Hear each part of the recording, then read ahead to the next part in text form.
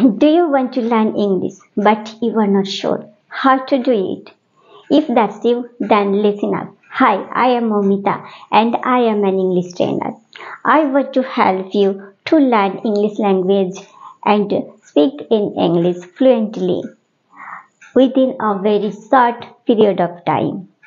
Then welcome to my channel Spoken English with Mo, and I want to help you to learn English.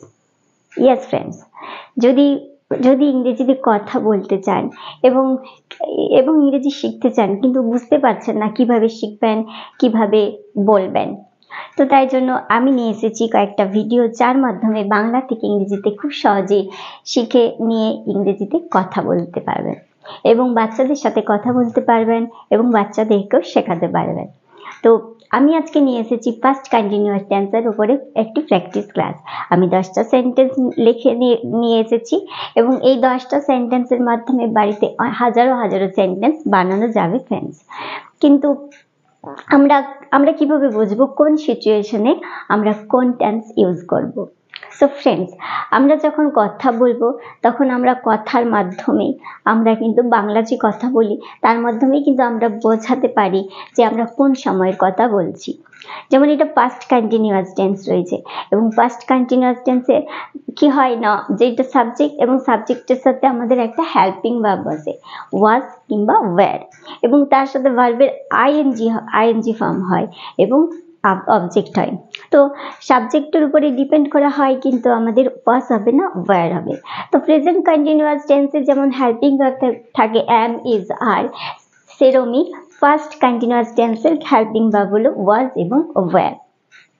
So friends, I হলো আমি first person singular. তো first person হলেও এখানে কিন্তু আয়ের সাথে আমাদের ওয়াজ হবে এবং তারপরেও থার্ড পারসন সিঙ্গুলার, যতগুলো সিঙ্গুলার রয়েছে সাবজেক্ট যখনই সিঙ্গুলার অর্থাৎ একজনকে বোঝাবে তখনই হবে ওয়াজ এবং যখন প্লুরাল বোঝাবে তখনই হবে ওয়্যার। তো এখানে আমি লিখেছি আমি কাল রান্না করছিলাম। তো আমি যখন যেই সময়টার কথা বলছি সেই সময়টাতে কিন্তু আমি রান্না করছিলাম। তো কিভাবে বলবো? আমির জন্য অবশ্যই হবে আই এবং আয়ের হচ্ছে হেল্পিং ভার্ব হয় ওয়াজ। তো আই ওয়াজ, তো রান্না করছিলাম, তো রান্না করা হয় কুক, তো কুকের সাথে আইএনজি হবে কুকিং। তো আই ওয়াজ কুকিং ফুড, আমি রান্না করছিলাম। ও রান্না করছিল, সি ওয়াজ কুকিং ফুড। আমার বন্ধু রান্না করছিল, my friend was cooking food. আমার মা রান্না করছিল, my mother was cooking food. তো এইভাবে সাবজেক্ট চেঞ্জ করে, এবং সাবজেক্ট যদি সিঙ্গুলার থাকে তাহলে হবে ওয়াজ এবং যদি প্লুরাল থাকে তাহলে হবে ওয়্যার। তারপর আছে ওরা ফুটবল খেলছিল, তো ওরার জন্য হবে দে এবং দেটা অবশ্যই আমাদের প্লুরাল, তো দের সাথে হবে ওয়্যার।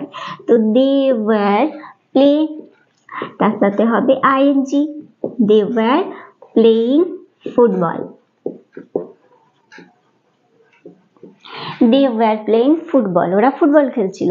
আমার বন্ধুরা ফুটবল খেলছিল, my friends were playing football, আমার বন্ধু ফুটবল খেলছিল, my friend was playing football, আমার ভাই ফুটবল খেলছিল, my brother was playing football। এইভাবে সাবজেক্ট চেঞ্জ করে এবং সাবজেক্টের উপরে ডিপেন্ড করে was এবং were বসবে। তোমার ভাই টিভি দেখছিল, তো তোমার ভাই your brother, তো your brother এর সাথে হবে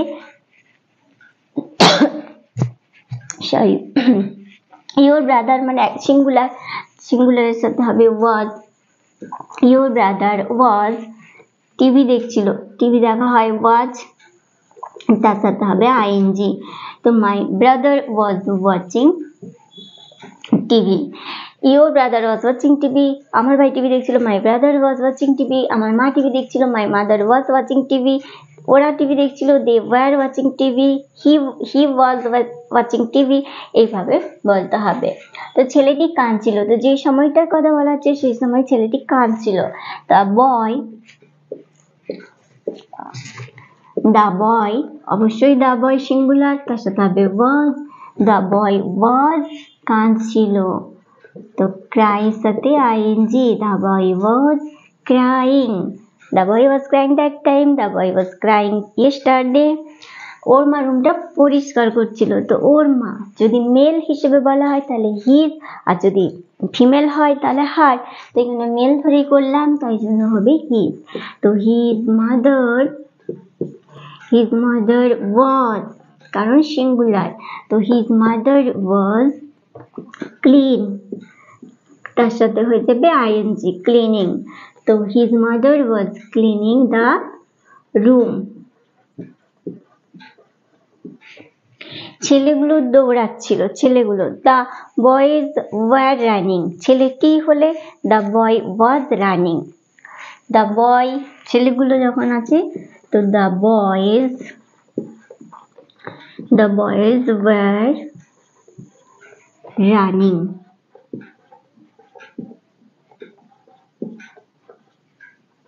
The boys were running, আমার বন্ধু দৌড়াচ্ছিল। My friend was running, আমার বন্ধুরা হলে my friends were running.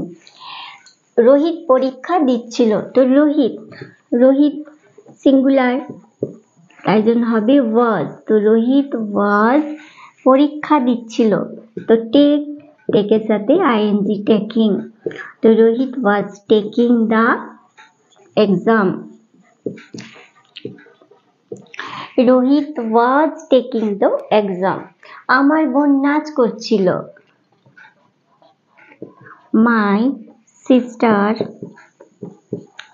sister was, যদি এটা আমার বোনের রা হতো তাহলে my sisters were হতো। আমার বন্ধুরা হলে my friends were। তো my sister was dancing, আমার বোন নাচ করছিল। স্নেহা চিঠি লিখছিল। তো স্নেহার একজনের কথা বলা হচ্ছে যে চিঠিটা লিখছিল। তো যে সময়ের কথা বলা হচ্ছে সেই সময় স্নেহা চিঠি লিখছিল। তো স্নেহা was writing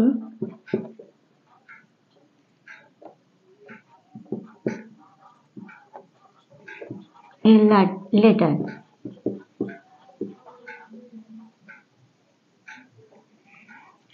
আমার বন্ধু কাল বিশ্রাম নিচ্ছিল।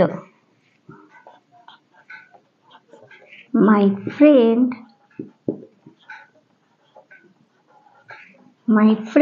was taking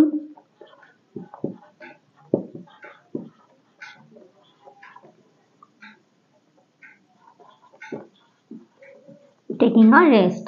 My friend was taking a rest. আমার বন্ধু বিশ্রাম নিচ্ছিল। আমার ভাই বিশ্রাম নিচ্ছিল। My brother was taking a rest. আমার বন্ধুরা হলে my friends were, আমার ভাইরা হলে my brothers were. তো এইভাবে এই স্ট্রাকচার অনুযায়ী যদি আমরা সেন্টেন্স তৈরি করতে পারি এবং আরো অনেক সেন্টেন্স তৈরি করা যাবে ফ্রেন্ডস।